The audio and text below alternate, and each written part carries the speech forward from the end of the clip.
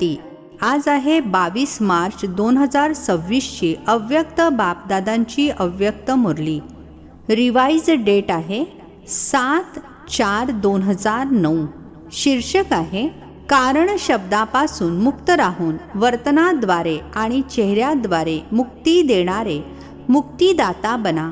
सेवेच्या उमंग उत्साहासोबत सदैव बेहदच्या वैराग्य वृत्तीमध्ये राहा. आज बापदादा चोहो बाजूंची मुले जी डबल मालक आहेत त्या प्रत्येक मुलाला पाहत आहेत. एकतर बाबांच्या सर्व खजिन्यांचे मालक आहेत आणि दुसरे स्वराज्याचे मालक आहेत. बाबांकडून दोन्हीची मालकी प्रत्येक मुलाला मिळालेली आहे. बालक देखील आहात आणि मालक देखील आहात. माझे बाबा म्हटले आणि बाबांनी देखील माझा बच्चा म्हटले, तर बालक आणि मालक या दोन्हीचा अनुभव आहे. आज पुष्कळ मुले आली आहेत. या वर्षाचा हा लास्ट टर्न आहे. तर आज बापदादांनी प्रत्येकाचा पुरुषार्थ चेक केला. तर सांगा बरं काय पाहिले असेल? प्रत्येकाने स्वतःला विचारा की माझा पुरुषार्थ कसा आहे.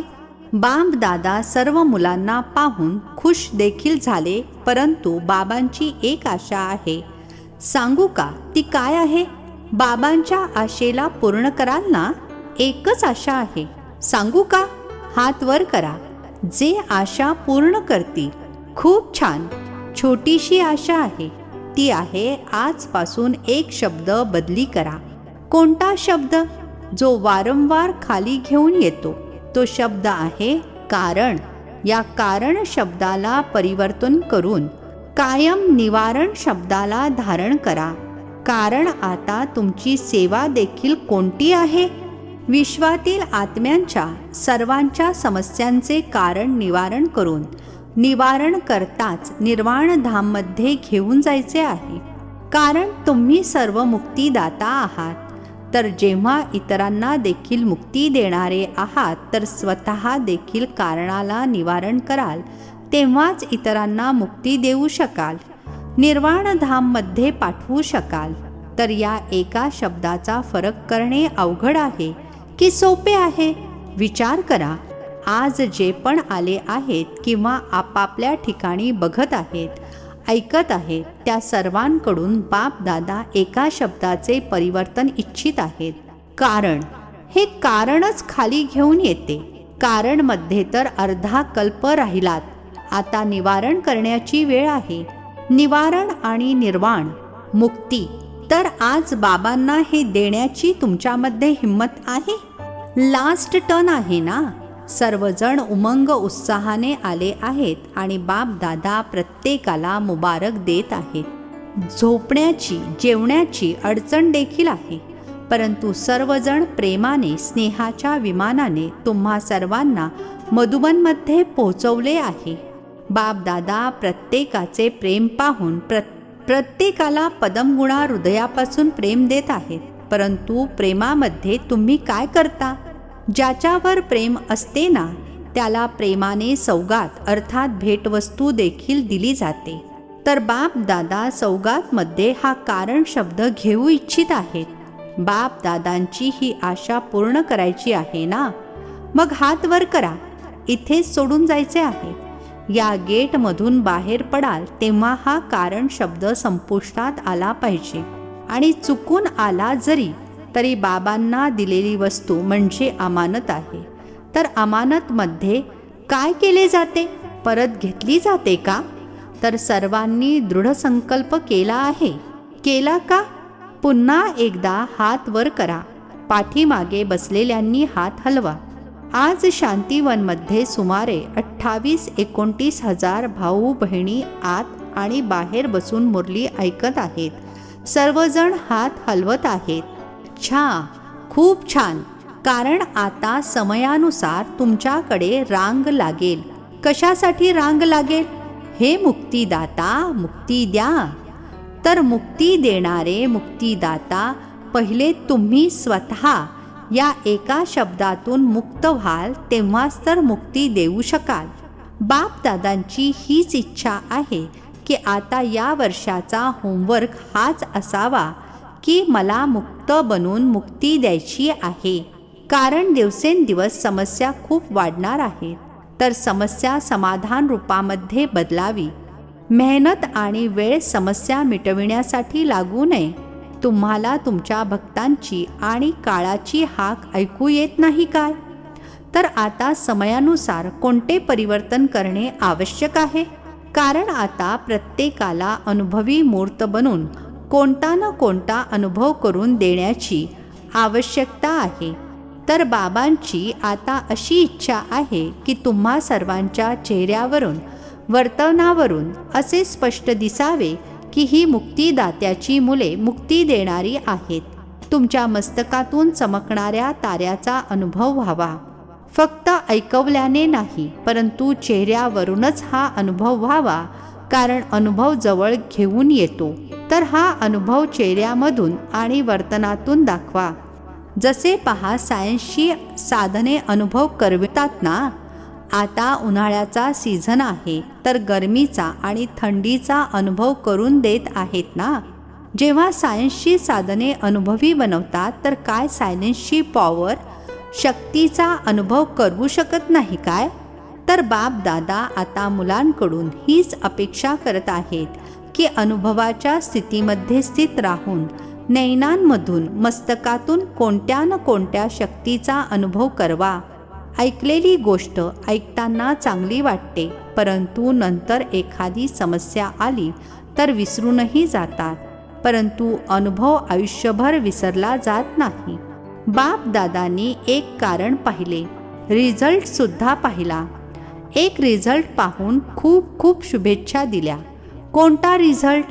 आजपर्यंत सेवेचा उमंग उत्साह चांगला आहे. तर बाप दादा मुबारक देखील देत आहेत. सेवा वाढवतात सुद्धा आणि चांगले प्लॅनसुद्धा बनवतात. रिझल्टसुद्धा यथाशक्ती मिळतो. परंतु एका गोष्टीचा अनुभव करवून देण्यासाठी स्वतःकडे लक्ष द्यावे लागेल. जसे तुमची सेवा आता प्रसिद्ध होत चालली आहे, आनंदित सुद्धा होत असतात आणि आजकाल इंटरेस्टसुद्धा वाढत आहे. तर बाकी आता अनुभव करून देण्याची विधी कोणती आहे? ती आहे उमंग उत्साहासहित. जितका उमंग तितकीच समयानुसार आता बेहदची वैराग्य वृत्ती देखील पाहिजे. पुरुषार्थामध्ये कोणी समस्या रूप बनतो तर त्याचे कारण आहे बेहदच्या वैराग्य वृत्तीचा अभाव. आता बेहदचे वैराग्य पाहिजे. बेहदचे वैराग्य सदाकाळ चालते. जर समयानुसार वैराग्य येत असेल तर समय नंबर 1 होतो आणि तुम्ही नंबर 2 होता. समयाने तुम्हाला वैराग्य दिले. बेहदचे वैराग्य सदाकाळ असते. एका बाजूला उमंग उत्साह आनंद आणि दुसऱ्या बाजूला बेहदचे वैराग्य. बेहदचे वैराग्य कायम न राहण्याचे कारण काय? बाप दादांनी पाहिले की कारण आहे देह अभिमान. देह शब्द सर्व गोष्टींमध्ये येतो. जसे देहाचे संबंध, देहाचे पदार्थ, देहाचे संस्कार. देह शब्द सर्वांमध्ये येतो आणि विशेष देह अभिमान कोणत्या गोष्टीमध्ये येतो? जो देही अभिमानीमधून देह अभिमानामध्ये घेऊन येतो. बाप दादांनी आतापर्यंत हे चेक केले की मूळ कारण जुने संस्कार खाली घेऊन येतात. संस्कार नष्ट केले आहेत, परंतु कोणता ना कोणता संस्कार नेचरच्या रूपामध्ये अजूनही गडबड करतो. जसे देह अभिमानाचे नेचर नॅचरल झाले आहे, तसे देही अभिमानीचे नेचर नॅचरल झालेले नाही. म्हणतात आम्ही तर नष्ट केले आहे, परंतु पूर्ण बीजाला भस्म केलेले नाही आहे. म्हणूनच वेळ आल्यावर पुन्हा ते देहभानाचे संस्कार इमर्ज होतात. तर आता आवश्यकता आहे या देहभानाच्या नेचरला शक्तिशाली देही अभिमानीपणाच्या शक्तीद्वारे वंशासहित नष्ट करण्याची. कारण मुले म्हणतात आमची इच्छा नसते, परंतु कधीकधी तो संस्कार बाहेर पडतो. का बाहेर पडतो? अंश आहे, तेव्हाच तर तो वंश होऊन बाहेर येतोच. तर आता आवश्यकता आहे शक्ती स्वरूप बनण्याची. याचा आधार आहे आपणच आपल्याला चेक करा की कोणत्याही स्वरूपामध्ये अंश मात्र देखील जुन्या देहभानाचा संस्कार शिल्लक तर राहिलेला नाही ना. आणि तो नष्ट होईल बेहदच्या वैराग्य वृत्तीने. सेवा पाहून ऐकून बापदादा खुश आहेत, परंतु आता बाबांची हीच इच्छा आहे की जशी सेवेची फलक आणि झलक अर्थात नशा आणि तेज आता लोकांना दिसून येत आहे, सेवेचा अनुभव होतो, आता बेहदच्या वैराग्य वृत्तीचा प्रभाव पडावा. कारण आजकाल सेवेद्वारे तुमची प्रशंसा वाढेल, प्रकृती तुमची दासी होईल, अनुभव कराल, साधने वाढतील. परंतु बेहदच्या वैराग्य वृत्तीमुळे साधन आणि साधनेचा बॅलन्स राहील. जसे तुम्ही लोक प्रवृत्तीमध्ये राहणाऱ्यांना दृष्टांत देता की सर्व काही करत कर्मयोगी कमलपुष्प समान राहात, तसे तुम्हाला देखील सर्वांना सेवा करताना साधन उपलब्ध असताना साधना आणि साधन यांचा बॅलन्स राहील.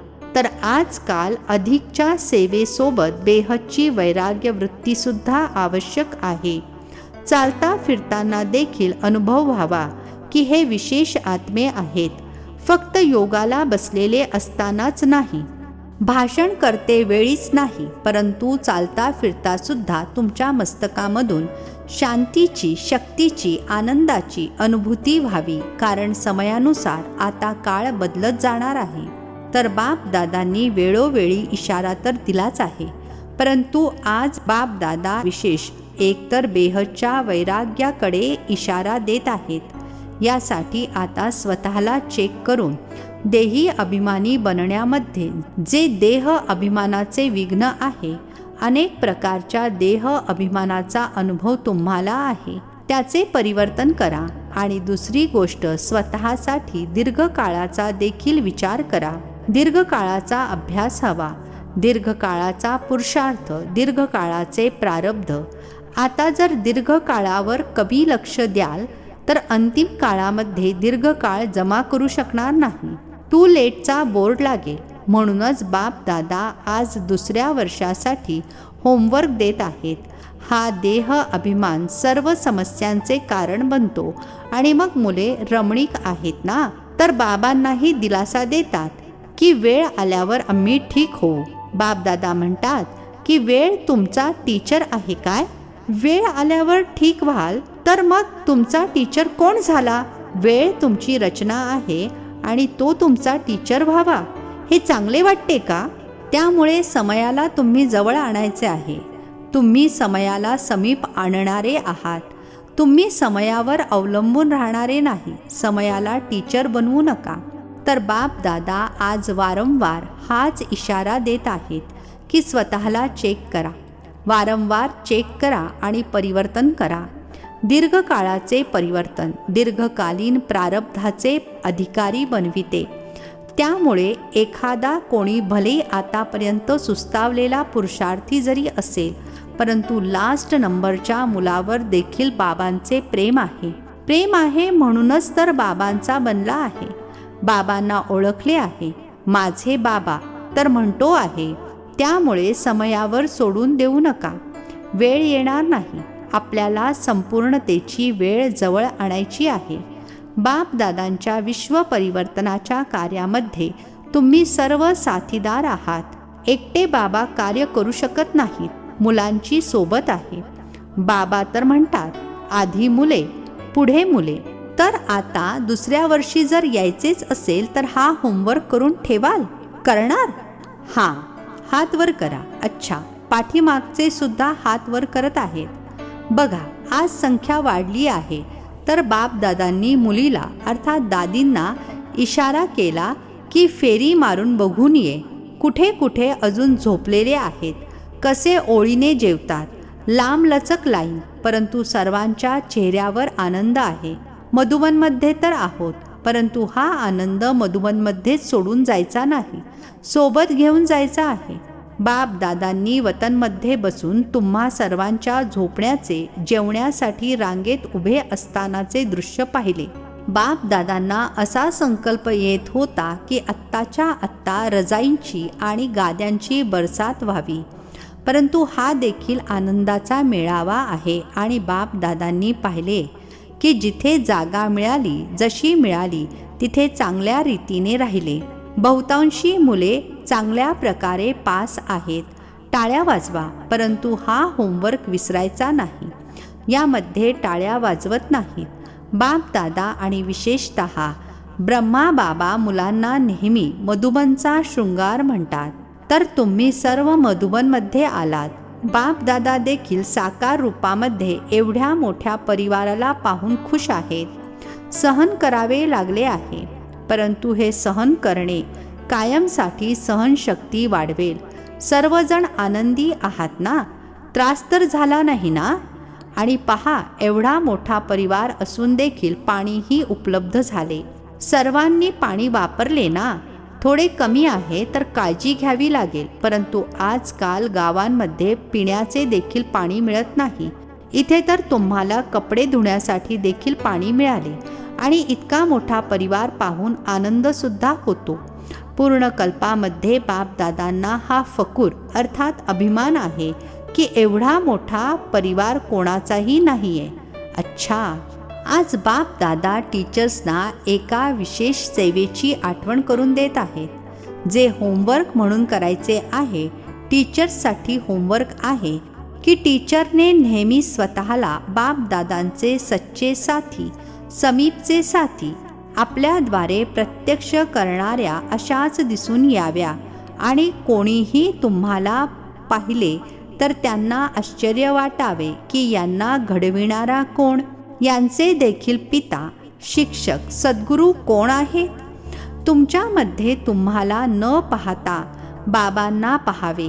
याच स्वमानामध्ये हे 6-7 महिने जे मिळणार आहेत त्यामध्ये हा होमवर्क करायचा आहे. मग बापदादा विचारतील की प्रत्येकाने किती पर्सेंटेजमध्ये केला. जादा समाचार विचारणार नाही. किती पर्सेंट हा होमवर्क केला.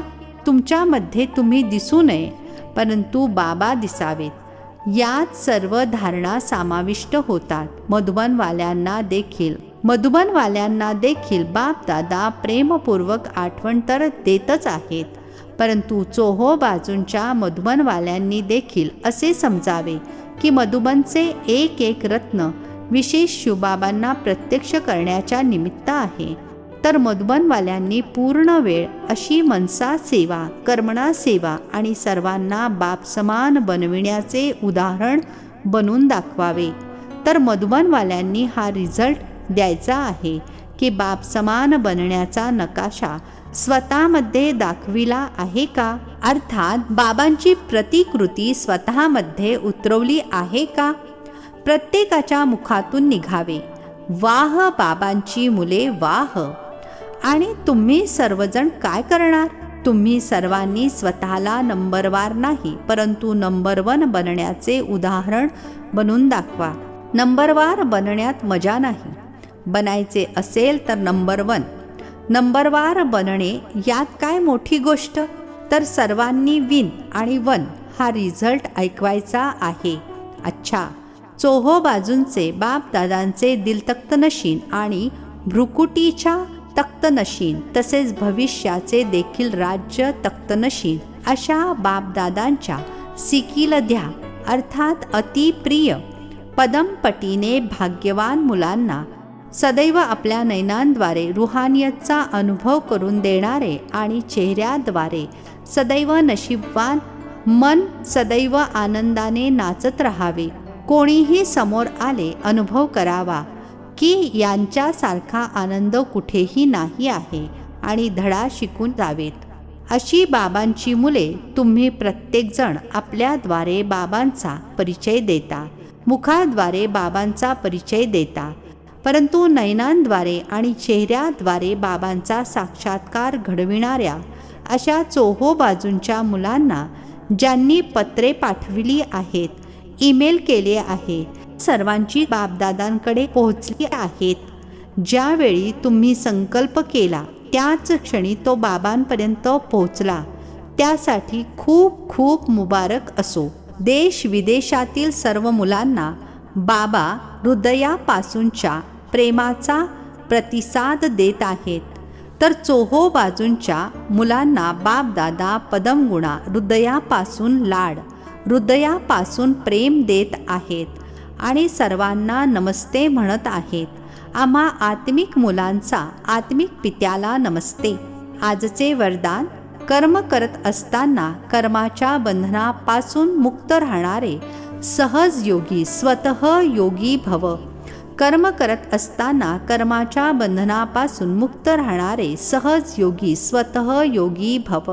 स्पष्टीकरण आहे: जी महावीर मुले आहेत त्यांना साकारी दुनियेतील कोणतेही आकर्षण स्वतःकडे आकर्षित करू शकत नाही. ते स्वतःला एका सेकंदामध्ये न्यारे आणि बाबांचे प्यारे बनवू शकतात.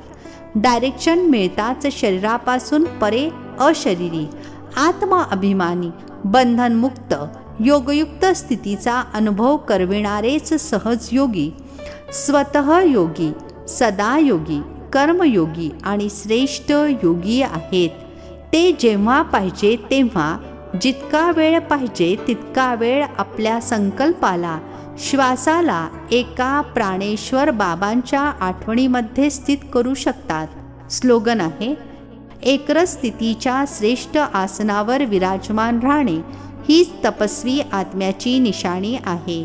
एकरस स्थितीच्या श्रेष्ठ आसनावर विराजमान राहणे हीच तपस्वी आत्म्याची निशाणी आहे. हे अव्यक्त इशारे निश्चयाच्या फाउंडेशनला मजबूत करून सदैव निर्भय आणि निश्चिंत रहा.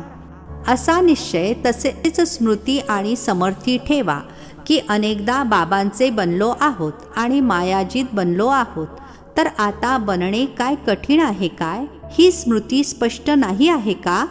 की मज श्रेष्ठ आत्म्याने विजयी बनण्याचा पाठ अनेकदा बजावला आहे. जर स्मृती स्पष्ट नसेल तर यावरून सिद्ध होते की बाबांच्या समोर स्वतःला अजून स्पष्ट केलेले नाही. अच्छा. ओम शांती.